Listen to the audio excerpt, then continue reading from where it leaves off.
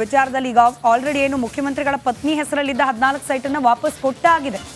ಇದರ ಬೆನ್ನಲ್ಲೇ ಇದೀಗ ಈ 50-50 ಅನುಪಾತದ ಅಡಿಯಲ್ಲಿ ಯಾರೆಲ್ಲ ಸೈಟ್ ಪಡೆದಿದ್ರು ಅದೆಲ್ಲವನ್ನ ಕೂಡ ರದ್ದು ಮಾಡಬೇಕು ಅನ್ನೋ ನಿಟ್ಟಿನಲ್ಲಿ ಸರ್ಕಾರ ಆದೇಶವನ್ನ ಕೂಡ ಹೊರಡಿಸಿರೋದು. ಶ್ರೀವತ್ಸ ಅವರು ಬಿಜೆಪಿ ಶಾಸಕರಾದ ಶ್ರೀವತ್ಸ ಅವರು ಹಾಗೊಂದು ಮನವಿಯನ್ನು ಮುಖ್ಯಮಂತ್ರಿಗಳಿಗೆ ಮಾಡಿದ್ರು. ಮುಖ್ಯಮಂತ್ರಿಗಳು ತಮ್ಮ ಪತ್ನಿ ಹೆಸರಲ್ಲಿದ್ದ 14 ಸೈಟ್ ವಾಪಸ್ ಕೊಟ್ಟು ಆದ ನಂತರದಲ್ಲಿ ಸೂಕ್ತ ಕ್ರಮ ಕೈಗೊಳ್ಳಿ ಅಂತ ಹೇಳಿ ಪತ್ರ ಕೂಡ ಬರೆದಿದ್ರು. ಇದೀಗ ರಿಪಬ್ಲಿಕ್ ಕನ್ನಡ ನಿನ್ನೆ ಈ 50-50 ನಿಯಮದ ಅಡಿಯಲ್ಲಿ ಯಾರೆಲ್ಲ ಸೈಟ್ ಪಡೆದಿದ್ರು ಅದರ ಪಟ್ಟಿಯನ್ನ ಪಡೆದಿತ್ತು. ಅದರಲ್ಲಿ ಕೆಲವೊಂದಷ್ಟು ಹೆಸರುಗಳು ಕೂಡ ಬಹಿರಂಗಪಡಿಸಿದೆ. ಕೇವಲ 211 ಸೈಟ್ ಪಡೆದವರ ಪಟ್ಟಿ ಮಾತ್ರ ಲಭ್ಯವಾಗಿರೋದು. ಫಸ್ಟ್ ಲಿಸ್ಟ್ನಲ್ಲೇನೆ 16 ಅನುಮಾನಗಳು ಕೂಡ ಮೂಡ್ತಾ ಇದೆ. ಕೇವಲ ಇಷ್ಟು ಮಂದಿ ಮಾತ್ರನಾ 50-50 ಅನುಪಾತದಲ್ಲಿ ಸೈಟ್ ಪಡೆದಿರೋದು? ಯಾಕಂದ್ರೆ ಸ್ನೇಹಮಯಿ ಕೃಷ್ಣ ಅವರೆಲ್ಲ ಹೇಳ್ತಿರೋ ಪ್ರಕಾರ 5,000 ಕೋಟಿ ಹಗರಣ ಆಗಿದೆ ಅಂತ. ಸಾವಿರಾರು ಕೋಟಿ ಹಗರಣ ಅಂತಂದ್ರೆ ಕೇವಲ 211 ಸೈಟ್ಗೆ ಸೀಮಿತನಾ ಅನ್ನೋದು ಅನುಮಾನ ಇದೆ. ಹಾಗಾದ್ರೆ ಇಲ್ಲೂ ಏನಾದರೂ ಗೋಲ್ಮಾಲ್ ನಡೆದಿದೆಯಾ? ಯಾರೆಲ್ಲ 50-50 ಅನುಪಾತದ ಅಡಿಯಲ್ಲಿ ಫಲಾನುಭವಿಗಳಿದ್ದಾರೆ, ಸೈಟನ್ನು ಪಡೆದವರಿದ್ದಾರೆ ಮೂಡಾದ ಕಡೆಯಿಂದ, ಅವ್ರು ಇಷ್ಟೇ ಮಂದಿನ ಅನ್ನೋ ಅನುಮಾನ ಇದೆ. ಇನ್ನೂ ಬೆಳಕಿಗೆ ಬರಬೇಕಾಗಿರುವ ವಿವರಗಳು ಸಾಕಷ್ಟಿದೆ. ಬರೋಬ್ಬರಿ 3,400 ಸೈಟ್ಗಳ ವಿವರ ಬರೋದು ಬಾಕಿ ಇದೆ. ಒಟ್ಟು 3,600 ಸೈಟ್ಗಳನ್ನು ಮೂಡಾದಿಂದ ಈ 50-50 ಅನುಪಾತದ ಅಡಿಯಲ್ಲಿ ಹಂಚಿಕೆ ಮಾಡಲಾಗಿದೆ. ಮೈಸೂರಿನಲ್ಲಿ ಶಾಸಕ ಹರೀಶ್ ಗೌಡ ಈ ಬಗ್ಗೆ ಹೇಳಿಕೆಯನ್ನು ನೀಡಿದ್ದಾರೆ. ಸದ್ಯಕ್ಕೆ ಇದೇ ಹೇಳಿಕೆ ಸಾಕಷ್ಟು ಕುತೂಹಲಕ್ಕೆ ಕಾರಣವಾಗಿದೆ. ಎಲ್ಲರ ಹೆಸರು ಕೂಡ ಆದಷ್ಟು ಬೇಗ ಬೆಳಕಿಗೆ ಬರುತ್ತಾ ಅನ್ನೋದು ಸದ್ಯಕ್ಕಿರುವ ಕುತೂಹಲ. ಅನುಪಾತದಲ್ಲಿ ಯಾವುದು ಸರಿ ಯಾವುದು ತಪ್ಪು ಅಂತ ಅನ್ನೋದನ್ನ ತಿಳ್ಕೊಳ್ಳೋದಕ್ಕಿಂತ ದೊಡ್ಡ ಕಷ್ಟ ಆಗೈತೆ. ಅದ್ರ ವಿಚಾರವಾಗೂ ಇವತ್ತು ನಾವು ಚರ್ಚೆ ಮಾಡಬೇಕು. ಜಪ್ತಿ ಮಾಡಬೇಕು ಅನ್ನುವಂಥದ್ದು 100% ಜಪ್ತಿ ಮಾಡಬೇಕು.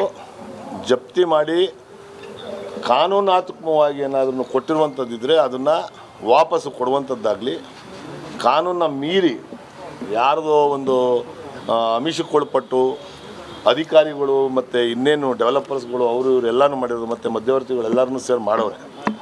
ನನಗಿರೋ ಮಾಹಿತಿ ಪ್ರಕಾರ 2020 ಇಸ್ವಿಯಿಂದ 3,600 ಸೈಟ್ನ ವಿಲೇವರಿ ಮಾಡಿದ್ದಾರೆ. 50-50 ಮತ್ತು ಇನ್ಸೆಂಟಿವ್ ಇವೆರಡು ಅನುಪಾತದಲ್ಲಿ ಅಂತ ನನಗಿರೋ ಮಾಹಿತಿ. ಅದನ್ನೆಲ್ಲವನ್ನು ನಾವು ಚರ್ಚೆ ಮಾಡಿದ್ವಿ. ಅದನ್ನೆಲ್ಲವನ್ನೂ ಏನು ಇವತ್ತು ನಮ್ಮ ಸನ್ಮಾನ್ಯ ಮುಖ್ಯಮಂತ್ರಿಗಳಾದ ಸಿದ್ದರಾಮಯ್ಯ ಸಾಹೇಬ್ರವರ ಧರ್ಮಪತ್ನಿ ಪಾರ್ವತಮ್ಮನವ್ರದ್ದು ಏನು ಇವತ್ತು 14 ಸೈಟ್ನ ವಾಪಸ್ಸು ಪಾರ್ವತಮ್ಮನವರು ಒಂದು ನೈತಿಕತೆಯನ್ನು ಇಟ್ಕೊಂಡು ಯಾವುದೇ ತಪ್ಪಿಲ್ಲದೆ ಇದ್ರೂ ಸಹ ಕೊಟ್ಟಿದ್ದಾರೆ ಅವರು. ಅದೇ ರೀತಿ ಇನ್ನು ಮಿಕ್ಕದ 50-50ಗಳೆಲ್ಲನೂ ಜಪ್ತಿ ಮಾಡಿ ಕಾನೂನಾತ್ಮಕವಾಗಿ ಸರಿಯಾಗಿದ್ದರೆ ಅದನ್ನು ಕೊಡುವಂಥ ಕೆಲಸ ಮಾಡಬೇಕು ಅಂತ ಅನ್ನೋದು ನನ್ನ ವೈಯಕ್ತಿಕವಾದ ಆಗ್ರಹ ಅಂತ ಹೇಳಕ್ಕೆ ಇಷ್ಟಪಡ್ತೀನಿ. 50-50 ಅನುಪಾತದಲ್ಲಿ ಯಾವುದು ಸರಿ ಯಾವುದು ತಪ್ಪು ಅಂತ ಅನ್ನೋದನ್ನ ತಿಳ್ಕೊಳ್ಳೋದಕ್ಕಿಂತ ದೊಡ್ಡ ಕಷ್ಟ ಆಗೈತೆ. ಅದ್ರ ವಿಚಾರವಾಗೂ ಇವತ್ತು ನಾವು ಚರ್ಚೆ ಮಾಡಬೇಕು. ಜಪ್ತಿ ಮಾಡಬೇಕು ಅನ್ನುವಂಥದ್ದು 100% ಜಪ್ತಿ ಮಾಡಬೇಕು. ಜಪ್ತಿ ಮಾಡಿ ಕಾನೂನಾತ್ಮಕವಾಗಿ ಏನಾದ್ರೂ ಕೊಟ್ಟಿರುವಂಥದ್ದಿದ್ರೆ ಅದನ್ನು ವಾಪಸ್ಸು ಕೊಡುವಂಥದ್ದಾಗಲಿ, ಕಾನೂನನ್ನ ಮೀರಿ ಯಾರ್ದೋ ಒಂದು ಆಮಿಷಕ್ಕೊಳಪಟ್ಟು ಅಧಿಕಾರಿಗಳು ಮತ್ತು ಇನ್ನೇನು ಡೆವಲಪರ್ಸ್. ಇದು ರಾಜ್ಯ ಸರ್ಕಾರದ ಮೇಲೆ ಸಾಕಷ್ಟು ಹಗರಣಗಳು ಕೂಡ ಬರ್ತಾ ಇರುವಂಥದ್ದು. ಜೊತೆಗೆ ಉಪಚುನಾವಣೆ ಬೇರೆ ಬಂದಿದೆ. ಇದರ ಜೊತೆಗೆ ಈಗ ಕೊರೋನಾ ಕಾಲದ ಹಗರಣವನ್ನ ರಾಜ್ಯ ಸರ್ಕಾರ ಮುನ್ನೆಲೆಗೆ ತರ್ತಾ ಇದೆ. ಶೀಘ್ರವೇ ವರದಿ ನೀಡುವಂತೆ ಮೈಕಲ್ ಕುನ್ನಾ ತಂಡಕ್ಕೆ ಸಿಎಂ ಸಿದ್ದರಾಮಯ್ಯ ಸರ್ಕಾರ ತಿಳಿಸಿದೆಯಂತೆ. ಈ ಕುರಿತು ಒಂದು ಇಂಟ್ರೆಸ್ಟಿಂಗ್ ವರದಿ ಇದೆ, ಬನ್ನಿ ನೋಡ್ಕೊಂಡು ಬರೋಣ. ಬಿಜೆಪಿಗೆ ಕೋವಿಡ್ ಹಗರಣ ಕಂಟಕ. ಕೊರೋನಾ ಅಕ್ರಮದ ಕಡೆಗೆ ಕಾಂಗ್ರೆಸ್ ಕಣ್ಣು.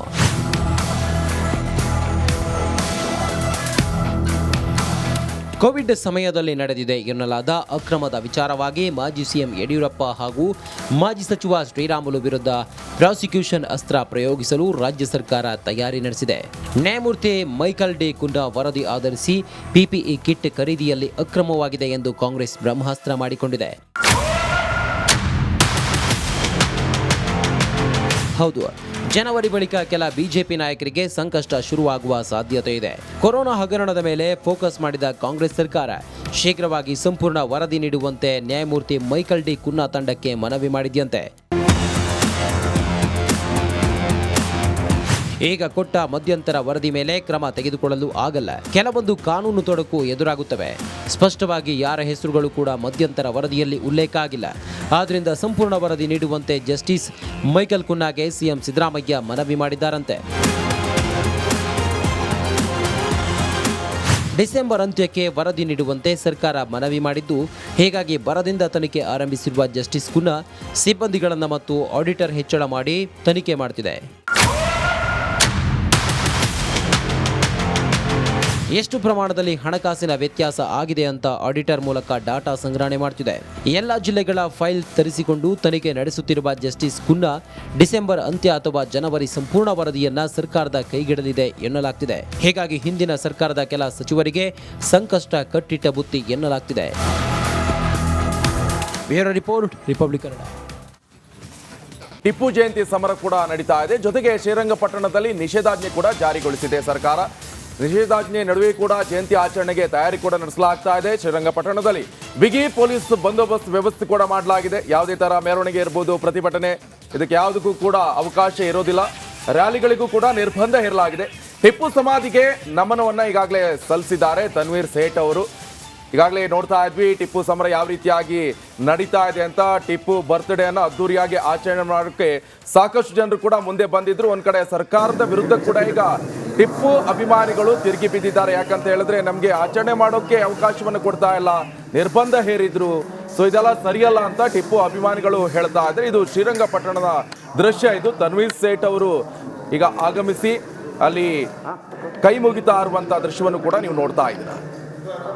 ನೋಡಿ, ಈಗಾಗಲೇ ಶ್ರೀರಂಗಪಟ್ಟಣದಲ್ಲಿ ಬೆಳಿಗ್ಗೆ 6 ಗಂಟೆಯಿಂದ ಸಂಜೆ ಅಂದರೆ ನೈಟ್ 11 ಗಂಟೆ ತನಕ ಫುಲ್ 144 ಸೆಕ್ಷನ್ ಇರುತ್ತೆ. ಗುಂಪು ಕೂಡ್ಕೊಂಡು ಮತ್ತೊಂದು ಮಗದೊಂದು ಇಲ್ಲಿ ಪ್ರತಿಭಟನೆ ಇರ್ಬೋದು, ರ್ಯಾಲಿ, ಪಟಾಕಿ ಸಿಡಿಸೋದು, ಇದಕ್ಕೆಲ್ಲದಕ್ಕೂ ಕೂಡ ನಿಷೇಧವನ್ನ ಹೇರಲಾಗಿದೆ. ಒಂದಿಷ್ಟು ಜನ ಹೂಗಳನ್ನು ಕೂಡ ತಂದಿದ್ದಾರೆ ಟಿಪ್ಪು ಫೋಟೋಗೆ ಹಾರವನ್ನು ಹಾಕುವಂತ ನಿಟ್ಟಿನಲ್ಲಿ.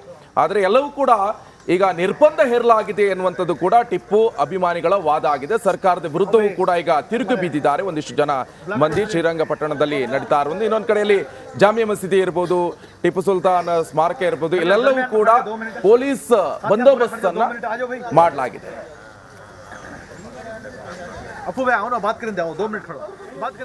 ಮತ್ತಷ್ಟು ಡೀಟೇಲ್ಸ್ ನಮ್ಮ ಪ್ರತಿನಿಧಿ ಆನಂದ್ ನೀಡ್ತಾ ಹೋಗ್ತಾರೆ. ಆನಂದ್, ಹಿಂದೆ ಕೂಡ ಇದೇ ಟಿಪ್ಪು ಜಯಂತಿ ವಿಚಾರಕ್ಕೆ ಸಂಬಂಧಪಟ್ಟಂತೆ ದೊಡ್ಡ ತಗಾದೆಯೇ ಆಗೋಗಿತ್ತು. ಹಾಗಾಗೋದು ಬೇಡ ಸರಿ. ಈಗ ಸದ್ಯಕ್ಕೇನೆಲ್ಲ ಡೆವಲಪ್ಮೆಂಟ್ಸ್ ಆಗ್ತಾ ಇದೆ ಎರಡೂ ಕಡೆ? ಅಂದರೆ ಕೆಲವರು ಇದನ್ನ ಪರವಾಗಿ ಸಮರ್ಥಿಸ್ಕೊಂಡು ಮಾತನಾಡೋರು ಇರ್ತಾರೆ, ಕೆಲವರು ವಿರೋಧ ಮಾಡೋರು ಕೂಡ ಇರ್ತಾರೆ. ಯಾವ ರೀತಿಯಾದ ಚರ್ಚೆ ಸದ್ಯಕ್ಕೆ ನಡೀತಾ ಇದೆ ಅಂತ ಹೇಳಿ?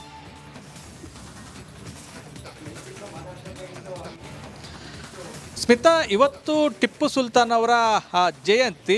ಟಿಪ್ಪು ಸುಲ್ತಾನ್ ಆಡಳಿತ ಕಾಲದಲ್ಲಿ ಅವರ ರಾಜಧಾನಿಯಾಗಿದ್ದಂಥ ಶ್ರೀರಂಗಪಟ್ಟಣದಲ್ಲೇ ಅವರ ಜಯಂತಿ ಆಚರಣೆಗೆ ರಾಜ್ಯ ಸರ್ಕಾರ ಅವಕಾಶ ಮಾಡಿಕೊಟ್ಟಿಲ್ಲ. ಈ ಹಿಂದೆ ಮೊದಲ ಬಾರಿಗೆ ಮುಖ್ಯಮಂತ್ರಿ ಆಗಿದ್ದಂಥ ಸಿದ್ದರಾಮಯ್ಯ ಅವರು ಸರ್ಕಾರದಿಂದಲೇ ಟಿಪ್ಪು ಜಯಂತಿಯನ್ನು ಆಚರಣೆ ಮಾಡೋದಕ್ಕೆ ಮುಂದಾಗಿದ್ರು. ಆ ಟೈಮಲ್ಲಿ ಆಚರಣೆ ಕೂಡ ಮಾಡಲಾಗ್ತಾ ಇತ್ತು. ಬಳಿಕ BJP ಗೌರ್ಮೆಂಟಲ್ಲಿ ಟಿಪ್ಪು ಜಯಂತಿಯನ್ನು ಸರ್ಕಾರದಿಂದ ಆಚರಣೆ ಮಾಡೋದನ್ನು ನಿಲ್ಲಿಸಲಾಯಿತು. ಅದಾದ ಬಳಿಕ ಸೂಕ್ಷ್ಮ ಪ್ರದೇಶ ಆಗಿರುವಂಥ ಶ್ರೀರಂಗಪಟ್ಟಣದಲ್ಲಿ ಪ್ರತಿ ವರ್ಷವೂ ಕೂಡ ಭದ್ರತೆಯನ್ನು ಯೋಜನೆ